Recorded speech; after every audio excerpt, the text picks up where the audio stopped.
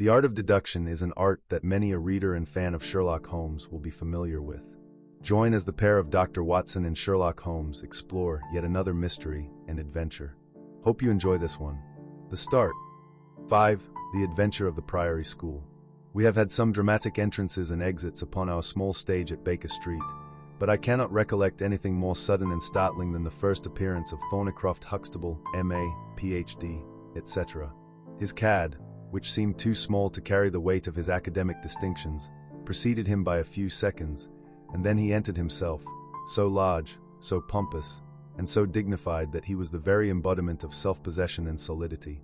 And yet his first action when the door had closed behind him was to stagger against the table, whence he slipped down upon the floor, and there was that majestic figure prostrate and insensible upon our bearskin hearthrug.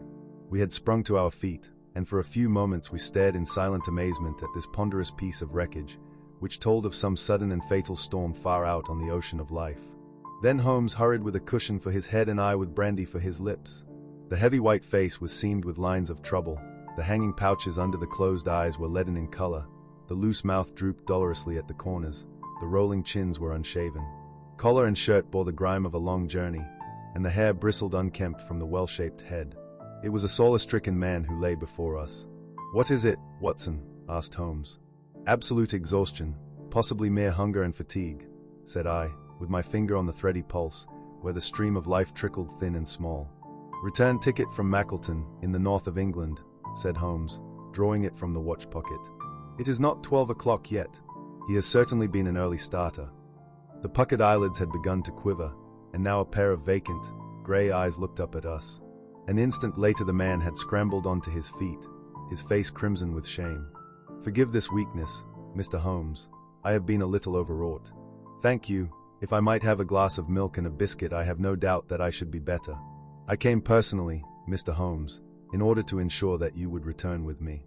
I feared that no telegram would convince you of the absolute urgency of the case. When you are quite restored, I am quite well again. I cannot imagine how I came to be so weak. I wish you, Mr. Holmes, to come to Mackleton with me by the next train." My friend shook his head. "My colleague, Dr. Watson, could tell you that we are very busy at present. I am retained in this case of the Furrer's documents, and the Abergavenny murder is coming up for trial. Only a very important issue could call me from London at present." "Important?" Our visitor threw up his hands. "Have you heard nothing of the abduction of the only son of the Duke of Holderness?" "What? The late cabinet minister?" "Exactly. We had tried to keep it out of the papers, but there was some rumor in the Globe last night. I thought it might have reached your ears." Holmes shot out his long, thin arm and picked out volume H in his encyclopedia of reference. "Holderness, 6th Duke, KG, PC, half the alphabet. Baron Beverley, Earl of Carston. Dear me, what a list. Lord Lieutenant of Hallamshire since 1900. Married Edith, daughter of Sir Charles Appledore, 1888. Heir and only child, Lord Saltire. Owns about 250,000 acres. Minerals in Lancashire and Wales. Address, Carlton House Terrace, Holderness Hall, Hallamshire, Carston Castle, Bangor, Wales. Lord of the Admiralty, 1872, Chief Secretary of State for... Well, this man is certainly one of the greatest subjects of the Crown. The greatest and perhaps the wealthiest. I am aware, Mr. Holmes, that you take a very high line in professional matters, and that you are prepared to work for the work's sake. I may tell you, however, that His Grace has already intimated that a cheque for £5,000 will be handed over to the person who can tell him where his son is, and another 1,000 to him who can name the man, or men, who have taken him." "It is a princely offer," said Holmes. "Watson, I think that we shall accompany Dr. Huxtable back to the north of England. And now, Dr. Huxtable, when you have consumed that milk you will kindly tell me what has happened, when it happened, how it happened, and, finally, what Dr. Thornycroft Huxtable, of the Priory School, near Mackleton, has to do with the matter, and why he comes 3 days after an event, the state of your chin gives the date, to ask for my humble services." Our visitor had consumed his milk and biscuits. The light had come back to his eyes and the color to his cheeks as he set himself with great vigor and lucidity to explain the situation. "I must inform you, gentlemen, that the Priory is a preparatory school, of which I am the founder and principal. Huxtable's sidelights on Horace may possibly recall my name to your memories. The Priory is, without exception, the best and most select preparatory school in England. Lord Leverstoke, the Earl of Blackwater, Sir Cathcart Soames, they all have entrusted their sons to me. But I felt that my school had reached its zenith when, 3 weeks ago, the Duke of Holderness sent Mr. James Wilder, his secretary, with the intimation that young Lord Saltire, 10 years old, his only son and heir, was about to be committed to my charge. Little did I think that this would be the prelude to the most crushing misfortune of my life. On May 1st the boy arrived, that being the beginning of the summer term. He was a charming youth, and he soon fell into our ways. I may tell you, I trust that I am not indiscreet, but half-confidences are absurd in such a case, that he was not entirely happy at home.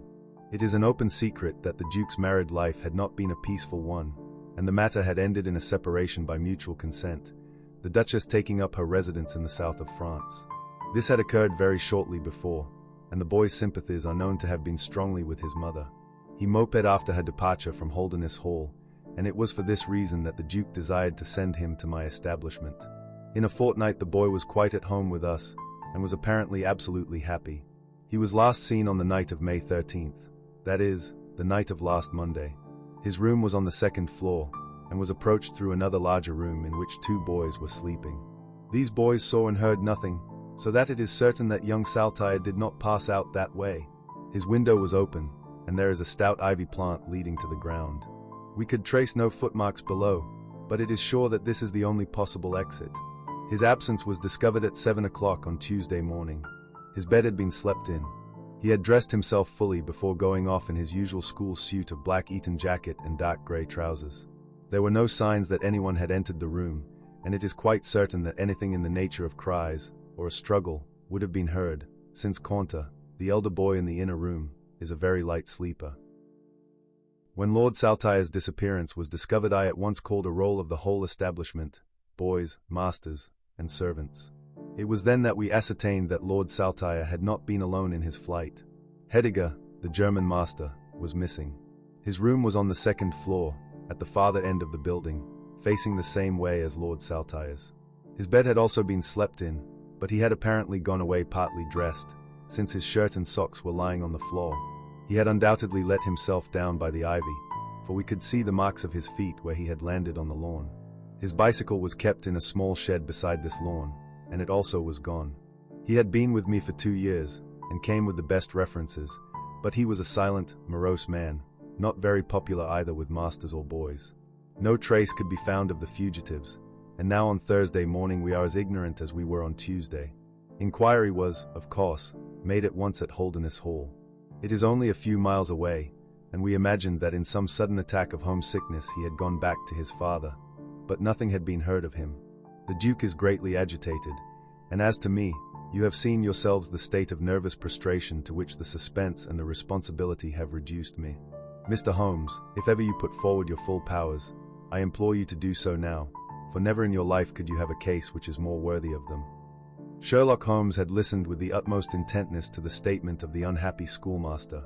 His drawn brows and the deep furrow between them showed that he needed no exhortation to concentrate all his attention upon a problem which, apart from the tremendous interests involved, must appeal so directly to his love of the complex and the unusual. He now drew out his notebook and jotted down 1 or 2 memoranda. "You have been very remiss in not coming to me sooner," said he, severely. "You start me on my investigation with a very serious handicap. It is inconceivable, for example, that this ivy and this lawn would have yielded nothing to an expert observer. I am not to blame, Mr. Holmes. His Grace was extremely desirous to avoid all public scandal. He was afraid of his family unhappiness being dragged before the world.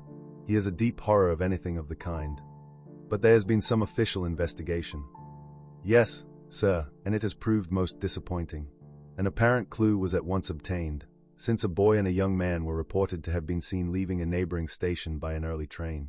Only last night we had news that the couple had been hunted down in Liverpool, and they proved to have no connection whatever with the matter in hand. Then it was that in my despair and disappointment, after a sleepless night, I came straight to you by the early train. I suppose the local investigation was relaxed while this false clue was being followed up. It was entirely dropped. So that 3 days have been wasted. The affair has been most deplorably handled. I feel it and admit it, and yet the problem should be capable of ultimate solution. I shall be very happy to look into it. Have you been able to trace any connection between the missing boy and this German master? None at all. Was he in the master's class? No, he never exchanged a word with him so far as I know. That is certainly very singular. Had the boy a bicycle? No. Was any other bicycle missing? No. Is that certain? Quite. Well, now, you do not mean to seriously suggest that this German rode off upon a bicycle in the dead of the night bearing the boy in his arms? Certainly not. Then what is the theory in your mind? The bicycle may have been a blind. It may have been hidden somewhere and the pair gone off on foot. Quite so, but it seems rather an absurd blind, does it not? Were there other bicycles in this shed? Several. Would he not have hidden a couple had he desired to give the idea that they had gone off upon them? I suppose he would. Of course he would. The blind theory won't do. But the incident is an admirable starting point for an investigation. After all, a bicycle is not an easy thing to conceal or to destroy. One other question. Did anyone call to see the boy on the day before he disappeared? No. Did he get any letters? Yes, one letter. From whom? From his father. Do you open the boy's letters? No. How do you know it was from the father? The coat of arms was on the envelope, and it was addressed in the Duke's peculiar stiff hand. Besides, the Duke remembers having written. When had he a letter before that? Not for several days. Had he ever one from France? No, never. You see the point of my questions, of course. Either the boy was carried off by force or he went of his own free will.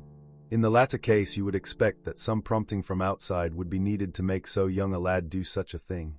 If he has had no visitors, that prompting must have come in letters. Hence I try to find out who were his correspondents. I fear I cannot help you much. His only correspondent, so far as I know, was his own father, who wrote to him on the very day of his disappearance. Were the relations between father and son very friendly? His Grace is never very friendly with anyone. He is completely immersed in large public questions and is rather inaccessible to all ordinary emotions. But he was always kind to the boy in his own way. But the sympathies of the latter were with the mother. Yes. Did he say so? No. The Duke, then? Good heavens, no. Then how could you know? I have had some confidential talks with Mr. James Wilder, His Grace's secretary. It was he who gave me the information about Lord Saltire's feelings. I see. By the way, that last letter of the Duke's, was it found in the boy's room after he was gone? No, he had taken it with him. I think, Mr. Holmes, it is time that we were leaving for Euston. I will order a four-wheeler. In a quarter of an hour we shall be at your service. If you are telegraphing home, Mr. Huxtable, it would be well to allow the people in your neighborhood to imagine that the inquiry is still going on in Liverpool, or wherever else that red herring led your pack. In the meantime I will do a little quiet work at your own doors, and perhaps the scent is not so cold but that two old hounds like Watson and myself may get a sniff of it. That evening found us in the cold, bracing atmosphere of the Peak Country, in which Dr. Huxtable's famous school is situated. It was already dark when we reached it. A card was lying on the hall table, and the butler whispered something to his master, who turned to us with agitation in every heavy feature. "The Duke is here," said he. "The Duke and Mr. Wilder are in the study. Come, gentlemen, and I will introduce you." I was, of course, familiar with the pictures of the famous statesman, but the man himself was very different from his representation. He was a tall and stately person, scrupulously dressed, with a drawn, thin face, and a nose which was grotesquely curved and long. His complexion was of a dead pallor, which was more startling by contrast with a long, dwindling beard of vivid red, which flowed down over his white waistcoat, with his watch chain gleaming through its fringe. Such was the stately presence who looked stonily at us from the center of Dr. Huxtable's hearthrug. Beside him stood a very young man, whom I understood to be Wilder, the private secretary. He was small, nervous, alert, with intelligent, light blue eyes and mobile features. It was he who at once, in an incisive and positive tone, opened the conversation. "I called this morning, Dr. Huxtable, too late to prevent you from starting for London. I learned that your object was to invite Mr. Sherlock Holmes to undertake the conduct of this case. His Grace is surprised, Dr. Huxtable, that you should have taken such a step without consulting him. When I learned that the police had failed, His Grace is by no means convinced that the police have failed. But surely, Mr. Wilder, you are well aware, Dr. Huxtable, that His Grace is particularly anxious to avoid all public scandal. He prefers to take as few people as possible into his confidence. The matter can be easily remedied, said the browbeaten doctor. Mr. Sherlock Holmes can return to London by the morning train. Hardly that, doctor, hardly that, said Holmes, in his blandest voice. This northern air is invigorating and pleasant, so I propose to spend a few days upon your moors, and to occupy my mind as best I may. Whether I have the shelter of your roof or of the village inn is, of course, for you to decide. I could see that the unfortunate doctor was in the last stage of indecision, from which he was rescued by the deep, sonorous voice of the red-bearded Duke, which boomed out like a dinner gong. I agree with Mr. Wilder, Dr. Huxtable, that you would have done wisely to consult me. But since Mr. Holmes has already been taken into your confidence, it would indeed be absurd that we should not avail ourselves of his services. Far from going to the inn, Mr. Holmes, I should be pleased if you would come and stay with me at Holderness Hall. I thank your Grace. For the purposes of my investigation, I think that it would be wiser for me to remain at the scene of the mystery. Just as you like, Mr. Holmes. Any information which Mr. Wilder or I can give you is, of course, at your disposal. It will probably be necessary for me to see you at the Hall, said Holmes. I would only ask you now, sir, whether you have formed any explanation in your own mind as to the mysterious disappearance of your son. No, sir, I have not. Excuse me if I allude to that which is painful to you, but I have no alternative. Do you think that the Duchess had anything to do with the matter? The great minister showed perceptible hesitation. I do not think so, he said, at last. The other most obvious explanation is that the child has been kidnapped for the purpose of levying ransom. You have not had any demand of the sort? No, sir. One more question, Your Grace. I understand that you wrote to your son upon the day when this incident occurred. No, I wrote upon the day before. Exactly, but he received it on that day. Yes. Was there anything in your letter which might have unbalanced him or induced him to take such a step? No, sir, certainly not. Did you post that letter yourself? The nobleman's reply was interrupted by his secretary, who broke in with some heat. His Grace is not in the habit of posting letters himself, said he.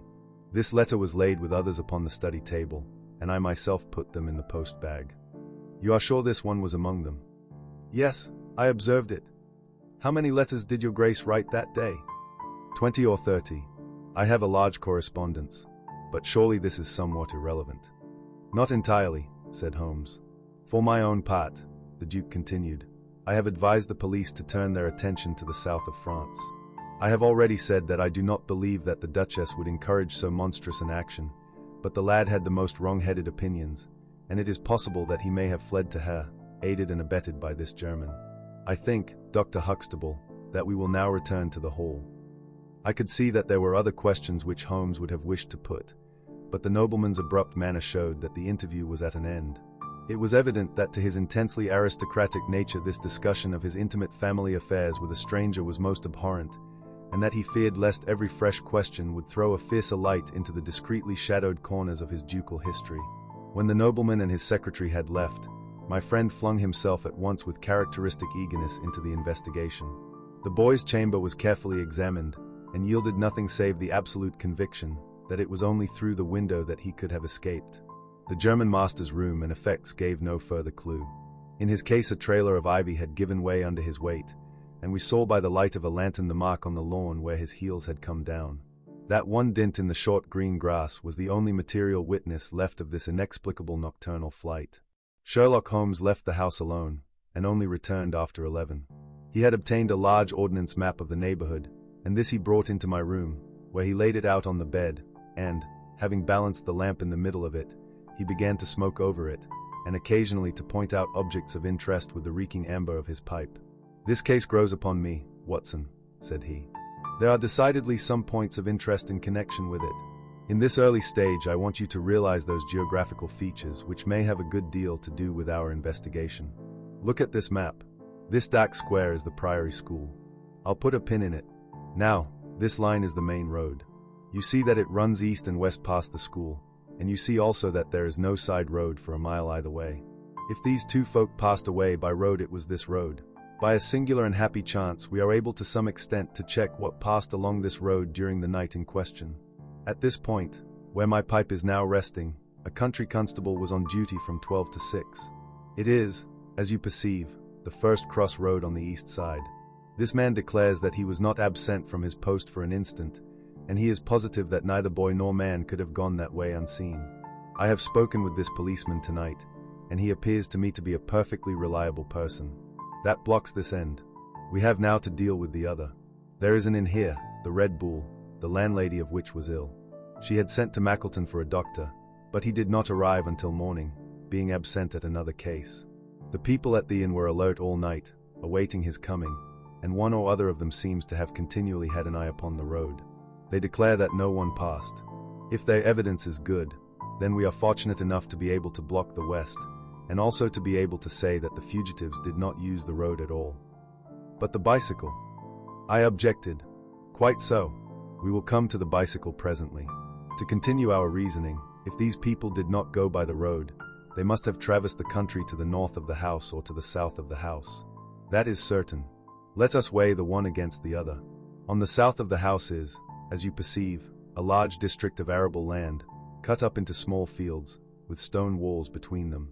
There, I admit that a bicycle is impossible. We can dismiss the idea. We turn to the country on the north.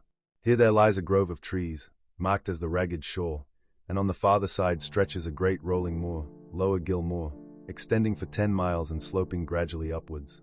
Here, at one side of this wilderness, is Holderness Hall, 10 miles by road, but only 6 across the moor. It is a peculiarly desolate plain. A few more farmers have small holdings, where they rear sheep and cattle.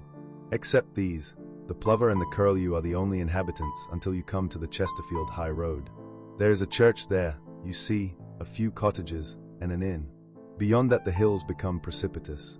Surely it is here to the north that our quest must lie. But the bicycle? I persisted. Well, well, said Holmes, impatiently. A good cyclist does not need a high road. The moor is intersected with paths and the moon was at the full. Hello, what is this? There was an agitated knock at the door, and an instant afterwards Dr. Huxtable was in the room. In his hand he held a blue cricket cap, with a white chevron on the peak. At last we have a clue, he cried. Thank heaven. At last we are on the dear boy's track. It is his cap. Where was it found? In the van of the gypsies who camped on the moor. They left on Tuesday. Today the police traced them down and examined their caravan. This was found. How do they account for it? They shuffled and lied, said that they found it on the moor on Tuesday morning. They know where he is, the rascals. Thank goodness, they are all safe under lock and key. Either the fear of the law or the Duke's purse will certainly get out of them all that they know. So far, so good, said Holmes, when the doctor had at last left the room. It at least bears out the theory that it is on the side of the Lower Gill Moor that we must hope for results. The police have really done nothing locally, save the arrest of these gypsies. Look here, Watson. There is a watercourse across the moor. You see it marked here in the map. In some parts it widens into a morass. This is particularly so in the region between Holderness Hall and the school. It is vain to look elsewhere for tracks in this dry weather, but at that point there is certainly a chance of some record being left. I will call you early tomorrow morning, and you and I will try if we can throw some little light upon the mystery. The day was just breaking when I woke to find the long, thin form of Holmes by my bedside. He was fully dressed, and had apparently already been out. I have done the lawn and the bicycle shed, said he. I have also had a ramble through the Ragged Shore. Now, Watson, there is cocoa ready in the next room. I must beg you to hurry, for we have a great day before us. His eyes shone, and his cheek was flushed with the exhilaration of the master workman who sees his work lie ready before him. A very different Holmes, this active, alert man, from the introspective and pallid dreamer of Baker Street. I felt, as I looked upon that supple figure, alive with nervous energy, that it was indeed a strenuous day that awaited us. And yet it opened in the blackest disappointment. With high hopes we struck across the peaty, russet moor, intersected with 1,000 sheep paths, until we came to the broad, light green belt which marked the morass between us and Holderness. Certainly, if the lad had gone homewards, he must have passed this, and he could not pass it without leaving his traces. But no sign of him or the German could be seen. With a darkening face my friend strode along the margin, eagerly observant of every muddy stain upon the mossy surface. Sheep marks there were in profusion, and at one place, some miles down, cows had left their tracks. Nothing more. Check number 1, said Holmes, looking gloomily over the rolling expanse of the moor. There is another morass down yonder and a narrow neck between. Hello, hello, hello, what have we here? We had come on a small black ribbon of pathway. In the middle of it, clearly marked on the sodden soil, was the track of a bicycle. Hurrah! I cried. We have it. But Holmes was shaking his head, and his face was puzzled and expectant rather than joyous. A bicycle, certainly, but not the bicycle, said he. I am familiar with 42 different impressions left by tires. This, as you perceive, is a Dunlop, with a patch upon the outer cover. Heidegger's tires were Palmer's, leaving longitudinal stripes. Ave Ling, the mathematical master, was sure upon the point. Therefore, it is not Heidegger's track. The boys, then. Possibly, if we could prove a bicycle to have been in his possession. But this we have utterly failed to do. This track, as you perceive, was made by a rider who was going from the direction of the school. Or towards it. No, no, my dear Watson. The more deeply sunk impression is, of course, the hind wheel, upon which the weight rests. You perceive several places where it has passed across and obliterated the more shallow mark of the front one. It was undoubtedly heading away from the school. It may or may not be connected with our inquiry, but we will follow it backwards before we go any farther. We did so, and at the end of a few hundred yards lost the tracks as we emerged from the boggy portion of the moor. Following the path backwards, we picked out another spot, where a spring trickled across it. Here, once again, was the mark of the bicycle, though nearly obliterated by the hoofs of cows. After that there was no sign, but the path ran right on into Ragged Shaw, the wood which backed onto the school. From this wood the cycle must have emerged. Holmes sat down on a boulder and rested his chin in his hands. I had smoked 2 cigarettes before he moved. Well, well, said he, at last. It is, of course, possible that a cunning man might change the tire of his bicycle in order to leave unfamiliar tracks. A criminal who was capable of such a thought is a man whom I should be proud to do business with. We will leave this question undecided and hark back to our morass again, for we have left a good deal unexplored.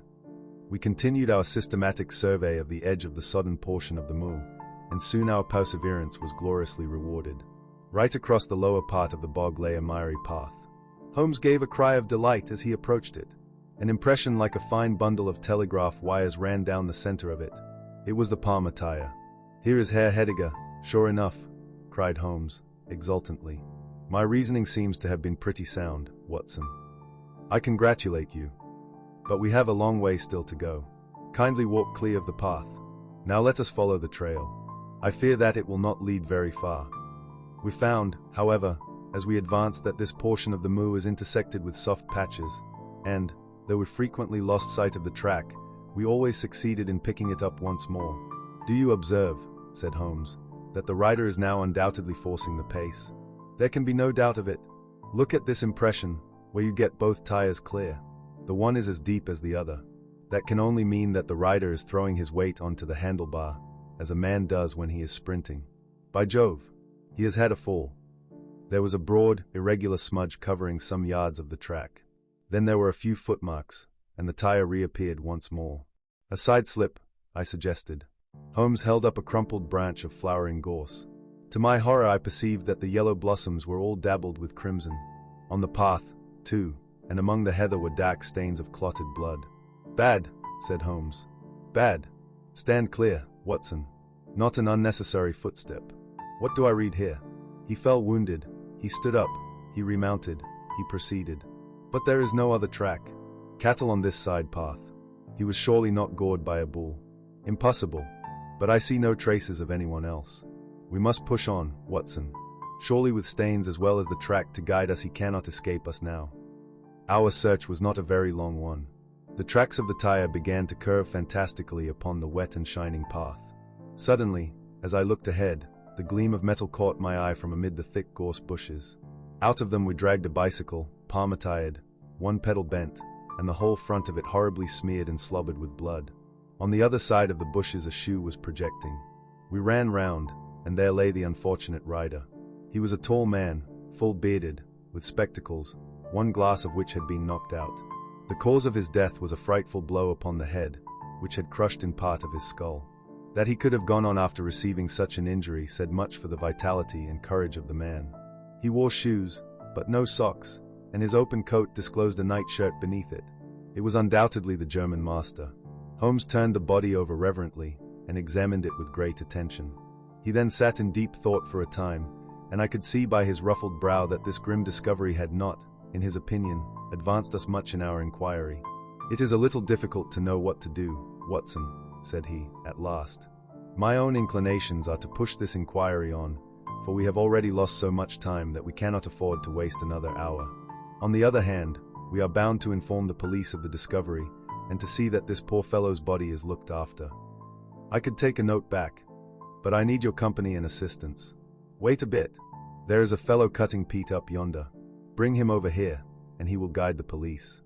I brought the peasant across, and Holmes dispatched the frightened man with a note to Dr. Huxtable.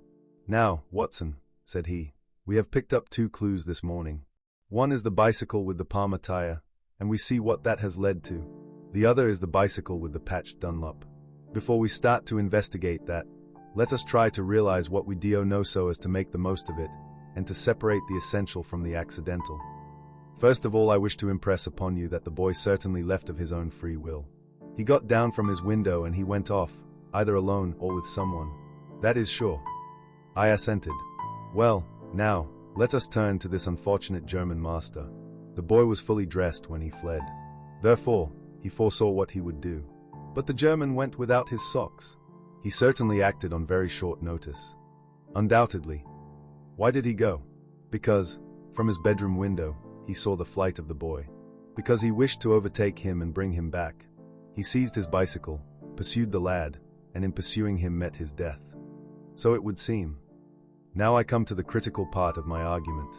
The natural action of a man in pursuing a little boy would be to run after him. He would know that he could overtake him. But the German does not do so. He turns to his bicycle. I am told that he was an excellent cyclist. He would not do this if he did not see that the boy had some swift means of escape. The other bicycle. Let us continue our reconstruction. He meets his death 5 miles from the school, not by a bullet, mark you, which even a lad might conceivably discharge, but by a savage blow dealt by a vigorous arm. The lad, then, had a companion in his flight. And the flight was a swift one, since it took 5 miles before an expert cyclist could overtake them. Yet we survey the ground round the scene of the tragedy. What do we find? A few cattle tracks, nothing more. I took a wide sweep round, and there is no path within 50 yards. Another cyclist could have had nothing to do with the actual murder, nor were there any human footmarks. "Holmes," I cried, "this is impossible." "Admirable," he said. "A most illuminating remark. It is impossible as I state it, and therefore I must in some respect have stated it wrong. Yet you saw for yourself. Can you suggest any fallacy? He could not have fractured his skull in a fall. In a morass, Watson. I am at my wit's end. Tut, tut, we have solved some worse problems. At least we have plenty of material, if we can only use it. Come, then, and, having exhausted the Palmer, let us see what the Dunlop with the patched cover has to offer us." We picked up the track and followed it onwards for some distance, but soon the moor rose into a long, heather-tufted curve, and we left the watercourse behind us. No further help from tracks could be hoped for. At the spot where we saw the last of the Dunlop tire, it might equally have led to Holderness Hall, the stately towers of which rose some miles to our left, or to a low, grey village which lay in front of us, and marked the position of the Chesterfield High Road. As we approached the forbidding and squalid inn, with the sign of a gamecock above the door, Holmes gave a sudden groan and clutched me by the shoulder to save himself from falling. He had had one of those violent strains of the ankle which leave a man helpless. With difficulty he limped up to the door, where a squat, dark, elderly man was smoking a black clay pipe. "How are you, Mr. Reuben Hayes?" said Holmes. "Who are you, and how do you get my name so pat?" the countryman answered, with a suspicious flash of a pair of cunning eyes. "Well, it's printed on the board above your head. It's easy to see a man who is master of his own house. I suppose you haven't such a thing as a carriage in your stables?" "No, I have not. I can hardly put my foot to the ground." "Don't put it to the ground." "But I can't walk." "Well, then, hop." Mr. Reuben Hayes's manner was far from gracious, but Holmes took it with admirable good humor. "Look here, my man," said he. "This is really rather an awkward fix for me. I don't mind how I get on." "Neither do I," said the morose landlord. "The matter is very important. I would offer you a sovereign for the use of a bicycle." The landlord pricked up his ears. "Where do you want to go?" "To Holderness Hall." "Pals of the Duke, I suppose," said the landlord, surveying our mud-stained garments with ironical eyes. Holmes laughed good-naturedly. "He'll be glad to see us, anyhow." "Why?" "Because we bring him news of his lost son." The landlord gave a very visible start. "What? You on his track?" "He has been heard of in Liverpool. They expect to get him every hour." Again a swift change passed over the heavy, unshaven face. His manner was suddenly genial. "I've less reason to wish the Duke well than most men," said he, "for I was his head coachman once, and cruel bad he treated me. It was him that sacked me without a character on the word of a lying corn chandler. But I'm glad to hear that the young lord was heard of in Liverpool, and I'll help you to take the news to the hall." "Thank you," said Holmes. "We'll have some food first. Then you can bring round the bicycle." "I haven't got a bicycle." Holmes held up a sovereign. "I tell you, man, that I haven't got one. I'll let you have 2 horses as far as the hall." "Well, well," said Holmes, "we'll talk about it when we've had something to eat." When we were left alone in the stone-flagged kitchen, it was astonishing how rapidly that sprained ankle recovered. It was nearly nightfall, and we had eaten nothing since early morning, so that we spent some time over our meal. Holmes was lost in thought, and once or twice he walked over to the window and stared earnestly out. It opened onto a squalid courtyard. In the far corner was a smithy, where a grimy lad was at work. On the other side were the stables. Holmes had sat down again after one of these excursions, when he suddenly sprang out of his chair with a loud exclamation. "By heaven, Watson, I believe that I've got it," he cried. Yes, it must be so. Watson, do you remember seeing any cow tracks today?" "Yes, several." "Where?" "Well, everywhere. They were at the morass, and again on the path, and again near where poor Hediger met his death." "Exactly. Well, now, Watson, how many cows did you see on the moor?" "I don't remember seeing any." "Strange, Watson, that we should see tracks all along our line, but never a cow on the whole moor. Very strange, Watson, eh?" "Yes, it is strange." "Now, Watson, make an effort. Throw your mind back. Can you see those tracks upon the path?" "Yes, I can." "Can you recall that the tracks were sometimes like that, Watson? He arranged a number of breadcrumbs in this fashion, : and sometimes like this, : and occasionally like this. Can you remember that?" "No, I cannot." "But I can. I could swear to it. However, we will go back at our leisure and verify it. What a blind beetle I have been not to draw my conclusion." "And what is your conclusion?" "Only that it is a remarkable cow which walks, canters, and gallops. By George, Watson, it was no brain of a country publican that thought out such a blind as that. The coast seems to be clear, save for that lad in the smithy. Let us slip out and see what we can see." There were 2 rough-haired, unkempt horses in the tumble-down stable. Holmes raised the hind leg of one of them and laughed aloud. Old shoes, but newly shod, old shoes, but new nails. This case deserves to be a classic. Let us go across to the smithy. The lad continued his work without regarding us. I saw Holmes's eye darting to right and left among the litter of iron and wood which was scattered about the floor. Suddenly, however, we heard a step behind us, and there was the landlord, his heavy eyebrows drawn over his savage eyes, his swarthy features convulsed with passion. He held a short, metal-headed stick in his hand, and he advanced in so menacing a fashion that I was right glad to feel the revolver in my pocket.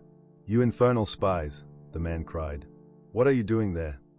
"Why, Mr. Reuben Hayes," said Holmes, coolly, "one might think that you were afraid of our finding something out." The man mastered himself with a violent effort, and his grim mouth loosened into a false laugh, which was more menacing than his frown. "You're welcome to all you can find out in my smithy," said he. "But look here, mister, I don't care for folk poking about my place without my leave, so the sooner you pay your score and get out of this the better I shall be pleased." "All right, Mr. Hayes, no harm meant," said Holmes. "We have been having a look at your horses, but I think I'll walk after all. It's not far, I believe. Not more than 2 miles to the hall gates. That's the road to the left." He watched us with sullen eyes until we had left his premises. We did not go very far along the road, for Holmes stopped the instant that the curve hid us from the landlord's view. "We were warm, as the children say, at that inn," said he. "I seem to grow colder every step that I take away from it. No, I can't possibly leave it. I am convinced, said I, that this Reuben Hayes knows all about it. A more self-evident villain I never saw. Oh, he impressed you in that way, did he? There are the horses, there is the smithy. Yes, it is an interesting place, this Fighting Cock.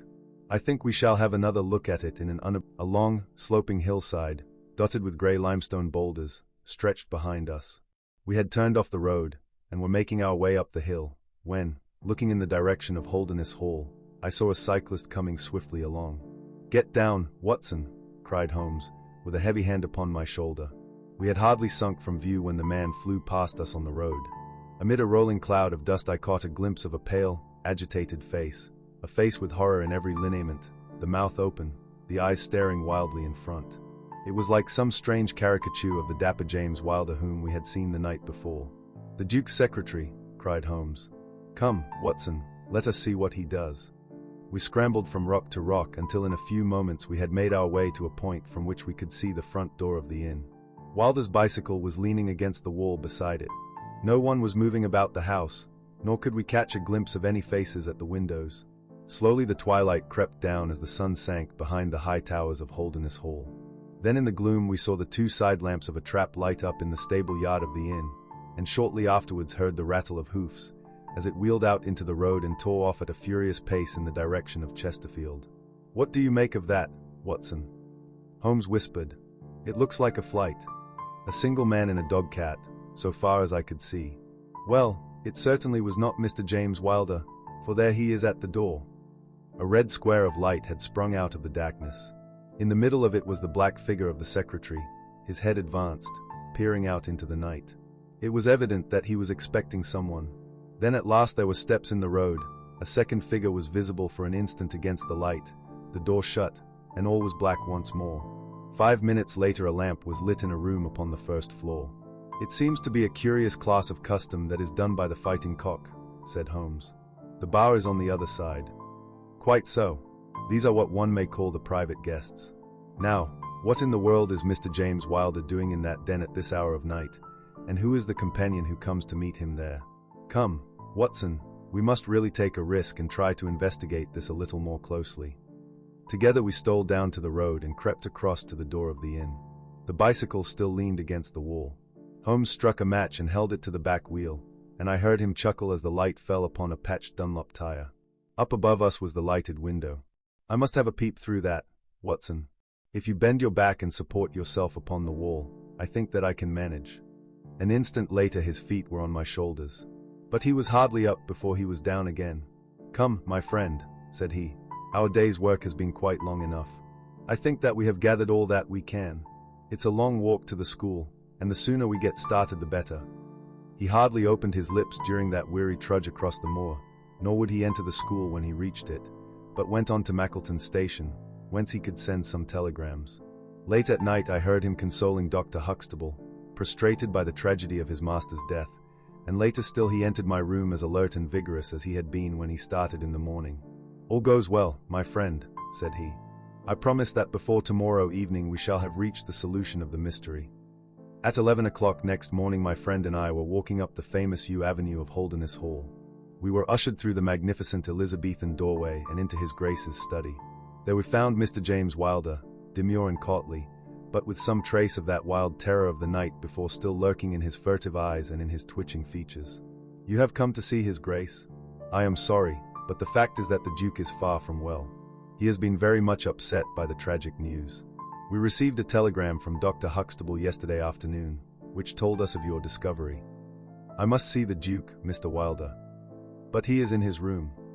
Then I must go to his room. I believe he is in his bed.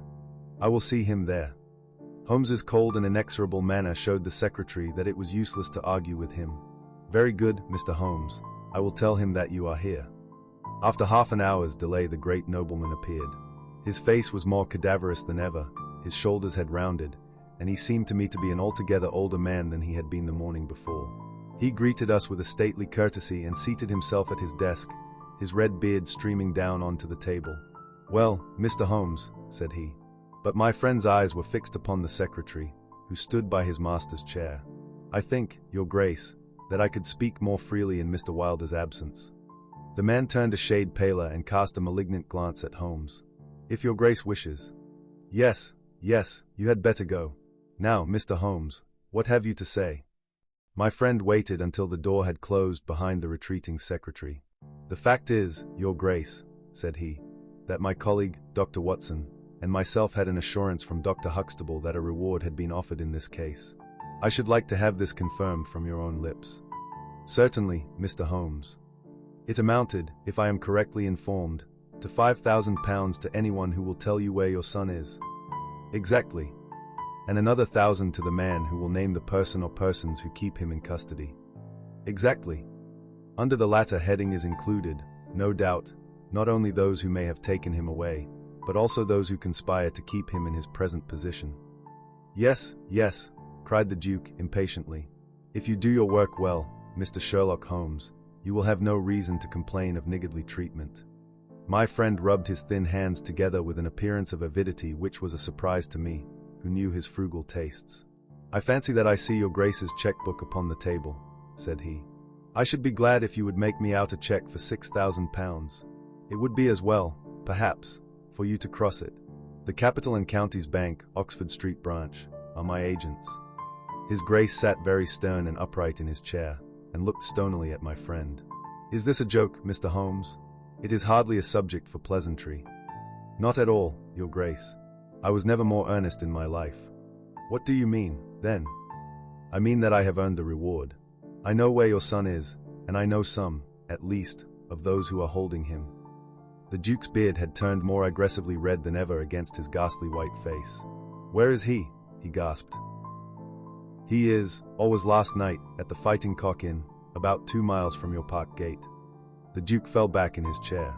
"And whom do you accuse?" Sherlock Holmes's answer was an astounding one. He stepped swiftly forward and touched the Duke upon the shoulder. "I accuse you," said he. "And now, your Grace, I'll trouble you for that check." Never shall I forget the Duke's appearance as he sprang up and clawed with his hands like one who is sinking into an abyss. Then, with an extraordinary effort of aristocratic self-command, he sat down and sank his face in his hands. It was some minutes before he spoke. "How much do you know?" he asked at last, without raising his head. "I saw you together last night. Does anyone else besides your friend know?" "I have spoken to no one." The Duke took a pen in his quivering fingers and opened his checkbook. "I shall be as good as my word, Mr. Holmes. I am about to write your check, however unwelcome the information which you have gained may be to me. When the offer was first made, I little thought the turn which events might take. But you and your friend are men of discretion, Mr. Holmes." "I hardly understand your Grace."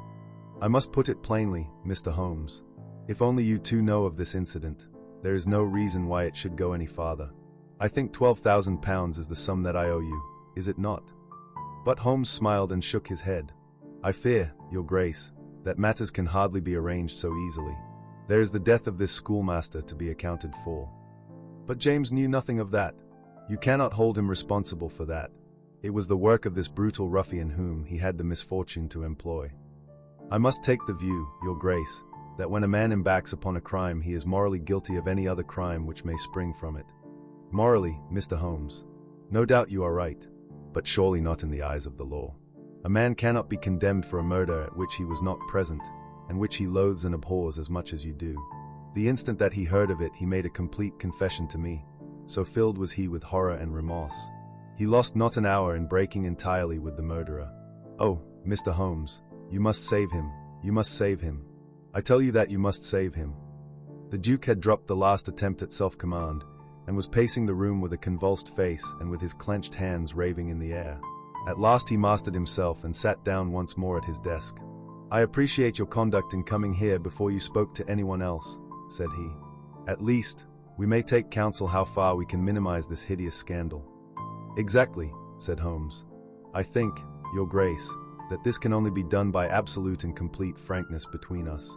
I am disposed to help your Grace to the best of my ability, but in order to do so I must understand to the last detail how the matter stands. I realize that your words applied to Mr. James Wilder, and that he is not the murderer." "No, the murderer has escaped." Sherlock Holmes smiled demurely. "Your Grace can hardly have heard of any small reputation which I possess, or you would not imagine that it is so easy to escape me. Mr. Reuben Hayes was arrested at Chesterfield on my information at 11 o'clock last night. I had a telegram from the head of the local police before I left the school this morning. The Duke leaned back in his chair and stared with amazement at my friend. "You seem to have powers that are hardly human," said he. "So Reuben Hayes is taken? I am right glad to hear it, if it will not react upon the fate of James." "Your secretary?" "No, sir, my son." It was Holmes's turn to look astonished. "I confess that this is entirely new to me, Your Grace. I must beg you to be more explicit. I will conceal nothing from you. I agree with you that complete frankness, however painful it may be to me, is the best policy in this desperate situation to which James's folly and jealousy have reduced us. When I was a very young man, Mr. Holmes, I loved with such a love as comes only once in a lifetime. I offered the lady marriage, but she refused it on the grounds that such a match might mar my career. Had she lived, I would certainly never have married anyone else. She died, and left this one child, whom for her sake I have cherished and cared for. I could not acknowledge the paternity to the world, but I gave him the best of educations, and since he came to manhood I have kept him near my person. He surprised my secret, and has presumed ever since upon the claim which he has upon me and upon his power of provoking a scandal, which would be abhorrent to me. His presence had something to do with the unhappy issue of my marriage. Above all, he hated my young legitimate heir from the first with a persistent hatred. You may well ask me why, under these circumstances, I still kept James under my roof. I answer that it was because I could see his mother's face in his, and that for her dear sake there was no end to my long suffering. All her pretty ways, too, there was not one of them which he could not suggest and bring back to my memory. I could not send him away, but I feared so much lest he should do Arthur, that is, Lord Saltire, a mischief that I dispatched him for safety to Dr. Huxtable's school. James came into contact with this fellow Hayes because the man was a tenant of mine, and James acted as agent. The fellow was a rascal from the beginning, but in some extraordinary way James became intimate with him. He had always a taste for low company. When James determined to kidnap Lord Saltire, it was of this man's service that he availed himself. You remember that I wrote to Arthur upon that last day. Well, James opened the letter and inserted a note asking Arthur to meet him in a little wood called the Ragged Shaw, which is near to the school. He used the Duchess's name, and in that way got the boy to come. That evening James bicycled over. I am telling you what he has himself confessed to me, and he told Arthur, whom he met in the wood, that his mother longed to see him, that she was awaiting him on the moor, and that if he would come back into the wood at midnight he would find a man with a horse, who would take him to her. Poor Arthur fell into the trap. He came to the appointment and found this fellow Hayes with a led pony. Arthur mounted, and they set off together. It appears, though this James only heard yesterday, that they were pursued, that Hayes struck the pursuer with his stick, and that the man died of his injuries. Hayes brought Arthur to his public house, the Fighting Cock, where he was confined in an upper room, under the care of Mrs. Hayes, who is a kindly woman, but entirely under the control of her brutal husband. Well, Mr. Holmes, that was the state of affairs when I first saw you 2 days ago. I had no more idea of the truth than you. You will ask me what was James's motive in doing such a deed. I answer that there was a great deal which was unreasoning and fanatical in the hatred which he bore my heir. In his view he should himself have been heir of all my estates, and he deeply resented those social laws which made it impossible. At the same time he had a definite motive also. He was eager that I should break the entail, and he was of opinion that it lay in my power to do so. He intended to make a bargain with me, to restore Arthur if I would break the entail, and so make it possible for the estate to be left to him by will. He knew well that I should never willingly invoke the aid of the police against him. I say that he would have proposed such a bargain to me, but he did not actually do so, for events moved too quickly for him, and he had not time to put his plans into practice. What brought all his wicked scheme to wreck was your discovery of this man Hediger's dead body. James was seized with horror at the news. It came to us yesterday as we sat together in this study. Dr. Huxtable had sent a telegram. James was so overwhelmed with grief and agitation that my suspicions, which had never been entirely absent, rose instantly to a certainty, and I taxed him with the deed. He made a complete voluntary confession. Then he implored me to keep his secret for 3 days longer, so as to give his wretched accomplice a chance of saving his guilty life. I yielded, as I have always yielded, to his prayers, and instantly James hurried off to the Fighting Cock to warn Hayes and give him the means of flight. I could not go there by daylight without provoking comment, but as soon as night fell I hurried off to see my dear Arthur. I found him safe and well, but horrified beyond expression by the dreadful deed he had witnessed. In deference to my promise, and much against my will, I consented to leave him there for 3 days under the charge of Mrs. Hayes, since it was evident that it was impossible to inform the police where he was without telling them also who was the murderer, and I could not see how that murderer could be punished without ruin to my unfortunate James. You asked for frankness, Mr. Holmes, and I have taken you at your word, for I have now told you everything without an attempt at circumlocution or concealment. Do you in turn be as frank with me? I will, said Holmes. In the first place, Your Grace, I am bound to tell you that you have placed yourself in a most serious position in the eyes of the law. You have condoned a felony and you have aided the escape of a murderer, for I cannot doubt that any money which was taken by James Wilder to aid his accomplice in his flight came from your Grace's purse. The Duke bowed his assent. This is indeed a most serious matter. Even more culpable in my opinion, Your Grace, is your attitude towards your younger son. You leave him in this den for 3 days. Under solemn promises. What are promises to such people as these? You have no guarantee that he will not be spirited away again. To humor your guilty elder son, you have exposed your innocent youngest son to imminent and unnecessary danger. It was a most unjustifiable action. The proud Lord of Holderness was not accustomed to be so rated in his own ducal hall. The blood flushed into his high forehead, but his conscience held him dumb. I will help you, but on one condition only. It is that you ring for the footman and let me give such orders as I like. Without a word the Duke pressed the electric bell. A servant entered. You will be glad to hear, said Holmes, that your young master is found. It is the Duke's desire that the carriage shall go at once to the Fighting Cock and to bring Lord Saltire home. Now, said Holmes, when the rejoicing lackey had disappeared, having secured the future, we can afford to be more lenient with the past. I am not in an official position, and there is no reason, so long as the ends of justice are served, why I should disclose all that I know. As to Hayes I say nothing. The gallows awaits him, and I would do nothing to save him from it. What he will divulge I cannot tell, but I have no doubt that your Grace could make him understand that it is to his interest to be silent. From the police point of view he will have kidnapped the boy for the purpose of ransom. If they do not themselves find it out, I see no reason why I should prompt them to take a broader point of view. I would warn your Grace, however, that the continued presence of Mr. James Wilder in your household can only lead to misfortune. I understand that, Mr. Holmes, and it is already settled that he shall leave me forever and go to seek his fortune in Australia. In that case, your Grace, since you have yourself stated that any unhappiness in your married life was caused by his presence, I would suggest that you make such amends as you can to the Duchess, and that you try to resume those relations which have been so unhappily interrupted. That also I have arranged, Mr. Holmes. I wrote to the Duchess this morning. In that case, said Holmes, rising, I think that my friend and I can congratulate ourselves upon several most happy results from our little visit to the north. There is one other small point upon which I desire some light. This fellow Hayes had shod his horses with shoes which counterfeited the tracks of cows. Was it from Mr. Wilder that he learned so extraordinary a device? The Duke stood in thought for a moment, with a look of intense surprise on his face.